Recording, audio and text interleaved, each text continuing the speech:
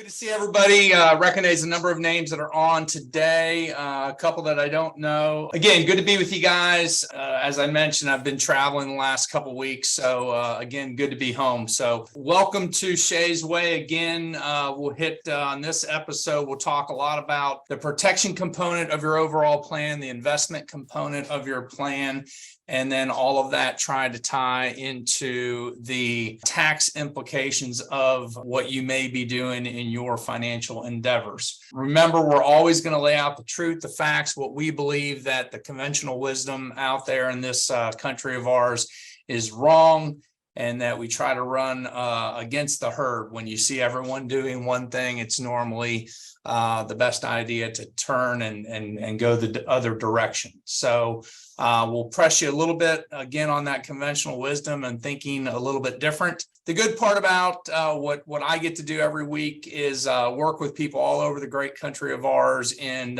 what they may be doing in their financial endeavors regarding again, the protection component of your plan, the investment component, and then dealing with the tax implications of what you may or may not be doing. Just because it's making me laugh, Maureen dumped into the chat, can we talk about why they fired Tucker? What's interesting about that is I have a TV to my left-hand side, and we're not going to get into the politics or the political environment. At least not today in this forum, but I keep Fox News on my TV pretty much 99.9% of the time. I did not even know anything about the Tucker thing. It's funny, I actually Googled because I heard that CNN let Don Lemon go. So I Googled it this morning, Don Lemon fired, and then it came up that Fox and Tucker Carlson parted ways. Can we talk about why they fired? Maureen, if you know something that the rest of us don't know, feel free to throw it out there. I have no idea. I actually like Tucker Carlson, but again, I've also been on vacation for the past 2 weeks, so I haven't been watching a whole lot of Fox News. So again, if anyone has any insight on that, feel free to share that. Today's episode, I've been getting a tremendous amount of questions regarding life insurance, whole life insurance, universal indexed. Which is the best? Which one do we use? Should we use different variations if we're using the infinite banking strategy?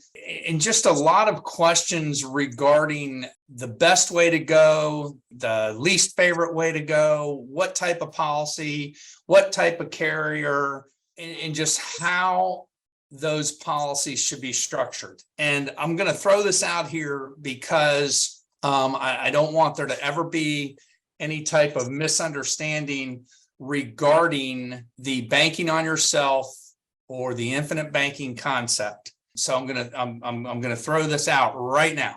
I'm going to share some information today, and in no way is it to talk or refer to you should not be using the infinite banking strategy or banking on yourself. It has nothing to do with that. What I want to share with you is matter of fact, when we put this up on YouTube, on my YouTube channel, which normally goes up about a day or two after we do these, the title of today is going to be Mature Simplicity. If you've heard me ever say these two things, I believe that there's two areas that you can live your life or work in, whether it be personal or your work, or different strategies that you may be looking at. There's mature simplicity, and there's sophisticated confusion. And everything that I do in my life, I try to always work in the realm of mature simplicity. Sophisticated confusion doesn't work for me. All of these questions that I've been getting, I think, are more sophisticated confusion than mature simplicity. And what I mean by that, and I'm going to share a slide real quick. So here are the 4 principles and values that drive me in everything that I do from a professional standpoint when it comes to using life insurance as a strategy inside my overall portfolio. First of all, number 1, children deserve to have a future. God forbid mom or dad are no longer around to provide for them. And before I continue, these 4 principles and values are the foundation of my principles and values on when I'm working with people all over this country regarding the protection component of their overall plan. And again, you've heard me say, regardless of what it is, financial planning, legacy planning, estate planning, it doesn't matter, whatever you want to call it, there's three components. There's the protection component of the plan, the investment component of the plan, and then the tax component of your plan. And we've all talked about the financial advisors all over this country that want to talk to people about the investment component of their plan, but they've never got around to looking at the protection component. And it's like building a house starting with the roof. So if you can explain to me how that works, I'm all ears, but you have to have a foundation to your plan. First and foremost, children deserve a future. God forbid mom or dad are no longer around to provide for them. So the reason that I'm putting this up here today is because if I've gotten 10 questions regarding infinite banking policies or bank on yourself or whatever it may be, it's always about the rates of return and how to use it and how to borrow and how to leverage and how to lend and all of this stuff. When I get to the root of these people's issues or whatever it may be, or their plan, I find that, it may be a husband and wife married with 3 or 4 children, and yet they have zero life insurance. Okay. So they've missed number one, but let's talk about how their banking policy is going to better their financial future. Yet they have zero protection in place to make sure that, God forbid, something happened to either mom or dad, the future of their family would continue to go on because they would have provided for that financial security by owning some type of protection. Number 2, a business should succeed the death of a business owner. So I have a deep belief that if you are a business owner, and there's a tremendous amount of our relationships here at the Money School that are business owners that aren't working a W-2 life. And I have a belief that if you have 10, 2, or 200 employees, those employees deserve to have a job tomorrow. God forbid something were to happen to the business owner. So a business should succeed the death of a business owner. Number 3, people should retire with dignity. There's nothing dignified after working 30 or 40 or 50 years of our lives and then retire, whatever it may be, and then a catastrophic health event happens to you or something like that, and you live 10 or 15 more years. There's nothing dignified by having your son or your daughter or your family take care of you, take you to the bathroom, get you in and out of bed and all of that. And that's the area that I've talked, at least 2 of my episodes, we've talked about asset-based long-term care as a strategy to make sure that A, you retire with dignity, and B, and it leads into number 4, that whatever you've spent your lifetime accumulating financially should be preserved, transferred within your family, and not ended up going to the United States government. And then secondary to that, I had a conversation with a client of mine this morning where when I asked the question, is there an inheritance anticipated on either side of the family? Normally there's yes, or maybe a little bit or whatever it may be, but a person's financial accomplishments should be preserved, transfer to the next generation, and not go to the government. And if you have parents or grandparents or even yourself, if you have any type of catastrophic health event, you can plow through millions in a very, very short period of time without the proper strategy in place to make sure that you don't plow through what you've spent a lifetime accumulating. Those 4 principles and values drive me in everything that I'm doing when I'm working with people, their financial endeavors, financial plan, legacy plan, estate plan, whatever it may be. So before you jump into trying to figure out the best way to leverage a banking policy or bank on yourself or whatever it may be, make sure that what you're doing is protecting the future survival of the things that mean the most to you. So don't misplace the most important part of it, okay? Because you can spend 30, 40, 50 years working for a living, preparing for whatever you think retirement is, or if you believe in retiring or whatever it may be, a catastrophic health event can ruin that in a very, very short period of time. Sophisticated confusion versus mature simplicity. So a question regarding insurance. What type of carrier should I look to be using regarding life insurance? Here's the answer. They're all the same. As long as you do business with a AAA rated company, then they're all the same. I'm not going to beat up on Northwestern Mutual or New York Life or Mass Mutual or Lafayette Life or One America or Pac Life. As long as you do business with a AAA rated company, most of them are almost all the same. They all have an accounting department. They all pay claims. They all have an underwriting department. When you're talking about using policies for banking, be your own banker, infinite banking concept, then we start talking about make sure that they are a mutual company that pays a dividend. And I'm going to throw this out there. And if anyone doesn't know what this is, then throw it into the Q&A so we can talk about it. But you want to be using a carrier that is a non-direct recognition whole life insurance company. That's a mouthful. Non-direct recognition whole life. If you don't know what that is, throw it into the Q&A. Just put your name so I can talk a little bit about it, and it may spark a couple other questions. I'm going to share these two slides to hopefully clear up some other questions that are coming regarding the different types of carriers and or policies that you should and or could be using. So let me share that. What is the non-direct carrier? Okay, Garland, that one's easy, and I'll throw that out here, but non-direct recognition carriers, there really are 3 in the country. If I'm wrong, then somebody will correct me. There used to be 4, but the 3 left right now, to my knowledge, are Mass Mutual, Lafayette Life, and One America. Those are non-direct recognition companies. Ohio National used to be in there, and I've taken them out. As we talk a little bit about using life insurance as a strategy inside your overall portfolio allocation. And I'm going to say that again because I say it all the time, so it's easy for me.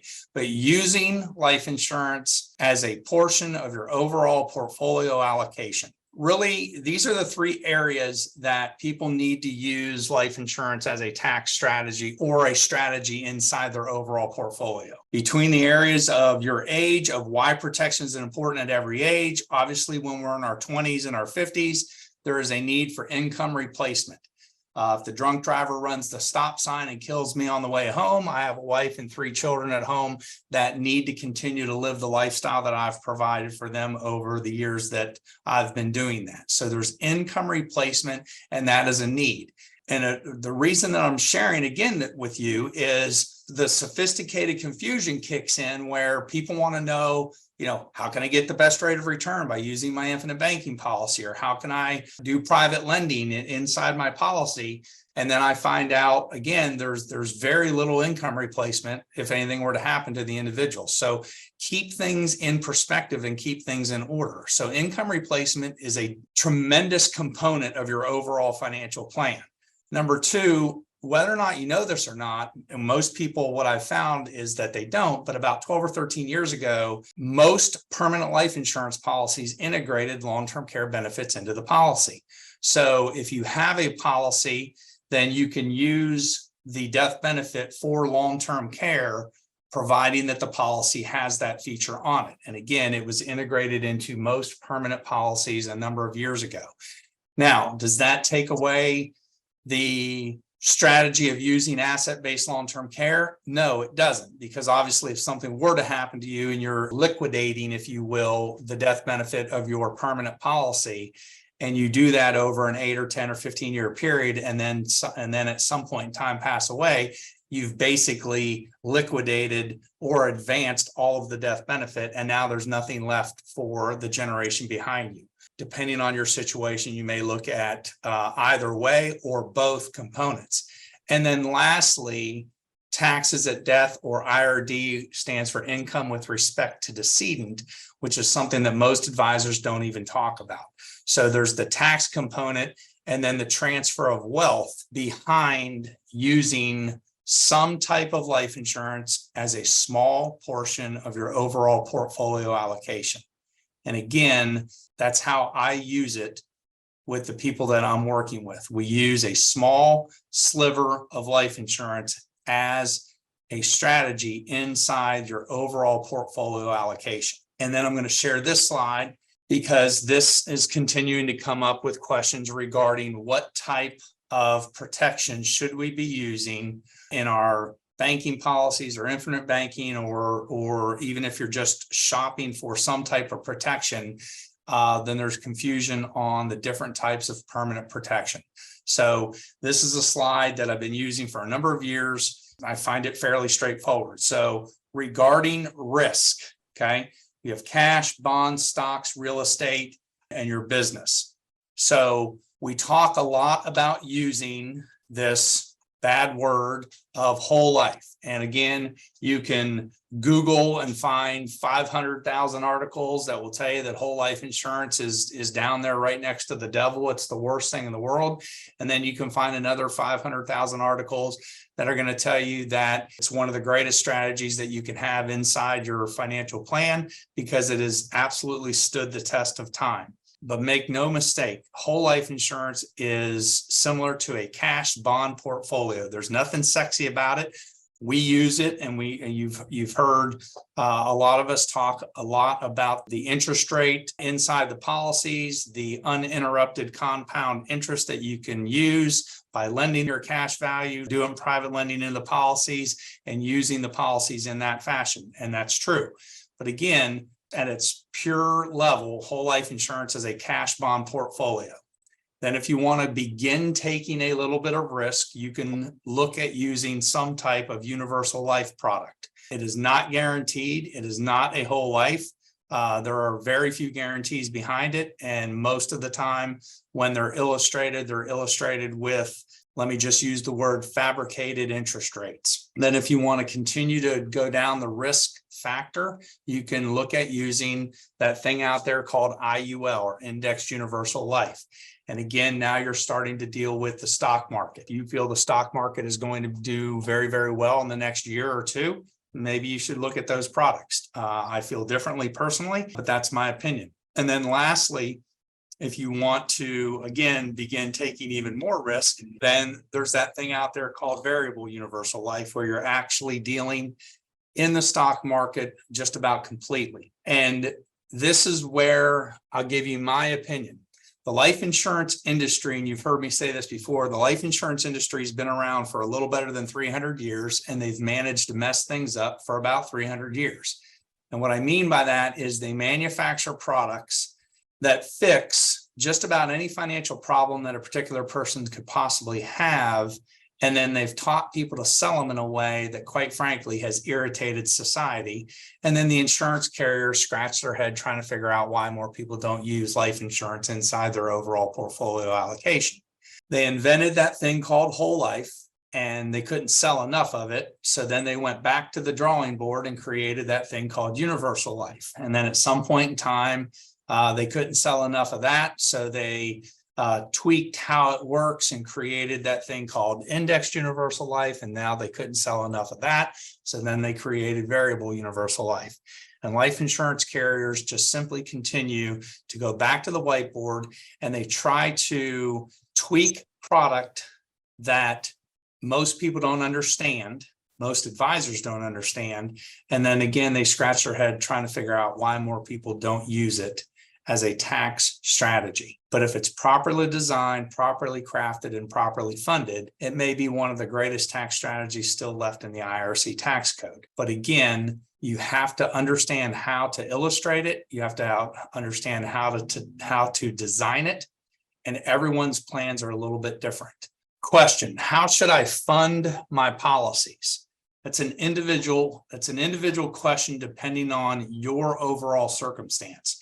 So there's a tremendous amount of people that want to get into these policies, overfund them immediately, and then borrow the money back out and use those funds for all of the reasons that you know that you can. So the how really is an individual answer. It just depends on what you're looking to use your policies for. That's a matter of, get with whoever you're working with and have it designed and make sure that you get through underwriting and then figure it out from there. What amount of protection should I have? Again, doing a human life value or a capital needs exercise, which my capital needs exercise takes about 42.5 seconds to determine what is the right amount of protection. If you know that you need protection, and there's no cost to go through underwriting, and there's no risk to go through underwriting, then what would ever cause you to hesitate to go through underwriting? There's no cost and there's no risk. So that's where you start. you can figure out how to design the policies after you get through underwriting and determine whether or not you qualify. So again, if you know that you need protection or you're going to use it as a tax strategy inside your overall portfolio, then immediately get into underwriting to determine whether or not you're going to qualify. That underwriting process is going to take 3 or 4 weeks. And during that time, you can figure out what the best strategy is, what the best design is, and how it will work for your overall situation. But before you go into underwriting and before you qualify, the numbers make no sense because nobody knows whether or not you can even use the strategy to begin with. So again, getting into underwriting, find out whether or not you qualify, then have the policy design where it fits your overall interest. Hopefully that makes sense, but it runs contrary to the way the insurance industry really has been working for the past couple hundred years. Let me show you a quote. Let me show you the numbers when the numbers don't make any sense because you have no idea whether or not you can even qualify for the strategy. What if you don't qualify? Well, then you can't use it.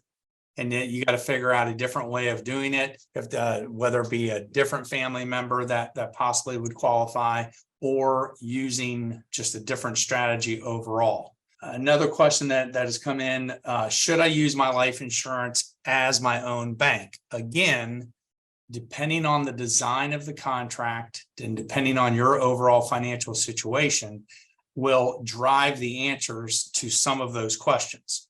Again, it's an individual, it's just a personal situation of what you're trying to do and where you're trying to have your assets work the best for you. So again, it's a little bit different. Okay, so here's a question of what if you don't qualify through underwriting? What is the next best alternative? Depending on the situation, and again, that's where we start with underwriting, get into underwriting, find out if you qualify, and then if you don't, then we look at different tax strategies. Depends on what amount of qualified funds that you have, 401k, traditional IRAs, those funds that you have to pay taxes on. And then also depending on the amount of funds that you have that what I would say are in a tax-free environment. One of the areas that we look at is when we take a look at all of someone's assets, find out what category they're in. Are they in a taxable environment? Are they in a tax-advantaged environment? Are they in a tax-free environment? And then make a determination on how we can start repositioning those assets into a more favorable tax environment. So that's a long answer to a short question, but a really good question. And obviously, not everyone can qualify to use some type of insurance product inside their overall asset allocation. So again, that's a really good question. Regarding the material today. So when we first, I just want to make sure I say this because I think I only said it one time a couple of weeks ago. When we started Shey's Way, we were putting everything under Chris's YouTube channel, and we decided to break that out. So the YouTube channel that you will find all of these webinars on is at Brian Shey. And Shey is Shey, not AY. If you go Shey's Way with AY or something like that, I think it's some horse breeder, and I'm not in the horse business. So it's at Brian Shey is the YouTube channel that you will find all of these webinars and everything that I've done so far. So normally we get them up. Today's Tuesday. I think they're getting up within a day or two. We're getting those live up there for you. Again, in addition to that, and I'll drop this link into the chat, which is the link to my website that you can also find everyone that you can find all of the recordings also on the website. And in your personal situation, if you have something that you're looking to do from a strategy standpoint, and it's a one-on-one conversation, you can access my calendar through the Sterling Wyatt website and just schedule a 30-minute consultation that works well for your calendar, and we'll have that one-on-one, and you can throw your questions at me through there. So again, I've got 141. I've gave you the YouTube channel, the website. Those are a number of the questions that have come in over the last couple of weeks regarding the protection component. And again, I want to throw that out there that banking on yourself or infinite banking is absolutely a phenomenal strategy, and used properly is one of the greatest ways to use your life insurance policy as far as growth and all of the things that we know that it does. But don't misstep the need for death benefit protection depending on your situation. So, okay, one other question here came in. What is the tax consequence regarding offsetting your premiums? Are they tax deductible? No. Life insurance premiums are not tax deductible. Can you expense them through your company? Yes, but you cannot deduct them. That may come from a little bit of the asset-based long-term care policy that we've talked about. Those premiums are broken into a life component and a long-term care component, and premiums paid for long-term care are or can be tax deducted on your returns. You do not want to deduct your premiums regarding your life insurance policies. That won't go well with your CPA by any means. So, guys, it's been great getting back together with you. It's good to be back home. Again, access the YouTube channel at Brian Shey. Like it, hit the bell so you get notified as I put stuff up. Or again, you can access it through the link that I put into the web chat. And outside of that, look forward to being back with you guys next Tuesday. Again, make sure you tie into Wealth Wednesday webinar tomorrow with Chris at 1. And then you've got Ask Me Anything at the end of the day at 4:30 tomorrow, again with Chris and his team. And outside of that, again, good being with you, good being back, and look forward to being with you guys next Tuesday. Take care. Have a great week.